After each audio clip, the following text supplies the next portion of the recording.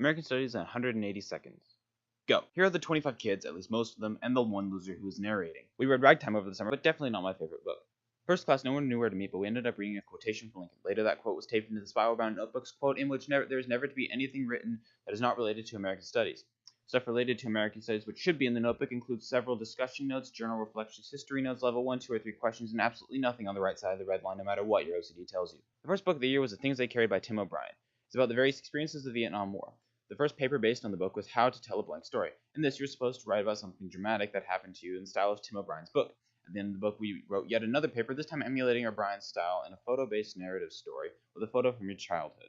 The clock's moving quickly, so let's kick this up a notch. In the months between September and December, we read Preparation for the Next Life and Dreaming in Cuban, and also had a debate on the annexation of the Philippine Islands, which, like many others, ended up being quite heated, but fortunately this time no one decided to get up and leave for lunch. We went inside Guantanamo and discussed Cuba's role during the Cold War and today.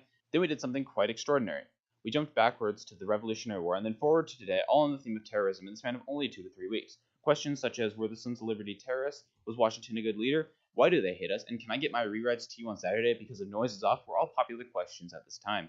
Many great works also came out of this time, such as our 9/11 POV stories, our annotations on the photo responses of Abu Ghraib photos, the graph of moral imperative versus national interest, and my favorite, my haiku to H. It goes as such.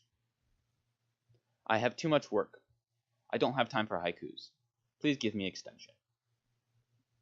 Now here's where I would tell a Rudiman joke, but they all sound copied. Anyway, semester 2 began with a document about Obama's shifting views on gay marriage. The more important shift was the class's dynamics. We now moved chronologically and had a textbook, but more like a pocketbook, Boyer's baby book, per se. We also got the book Between the World and Me, written by Ta-Nehisi Coates as a letter to his son. It showed the experiences and lessons that Coates had learned and wanted to communicate to his son. Kind of like when Grandpa starts with the old, back in my day. This guy showed up, so we toured from our chronological history for a day or two and talked about Teddy Roosevelt. A month later, we wrote Abecedarians. Needless to say, this paper was definitely one of the hardest papers I wrote this year. Then we moved into the realm of Emerson, Thoreau, Whitman, Andrew Jackson, the Forgotten Presidents, Harriet Beecher Stowe, and the Gettysburg Address. 7 years ago, our fathers brought forth upon this continent a new nation. Fortunately, we only had to imitate Whitman's poems and not what was considered one of the best speeches ever given. Chronologically moving into the early 1900s, we covered some of the most important topics in American history. The founding of the Bishop's School. Did you know that the library is sitting on a river? After just having covered the fight for women's suffrage, our last novel of the year was The Awakening, which further emphasized the struggle that women had at the time. But the point I wanted to make with mentioning this was what I did for my last assignment. I did a set design as if the book was a play. So for anyone watching this after the 2015-2016 school year, do what you want to do to express what you know. Even if it means staying up on a Thursday night in May rendering a video at 11 o'clock, definitely not talking from experience or anything. Finally, we read the play and Butterfly, and emphasized that not everything is as it seems. So, like the play, American Studies is not an easy way to get English or history credit.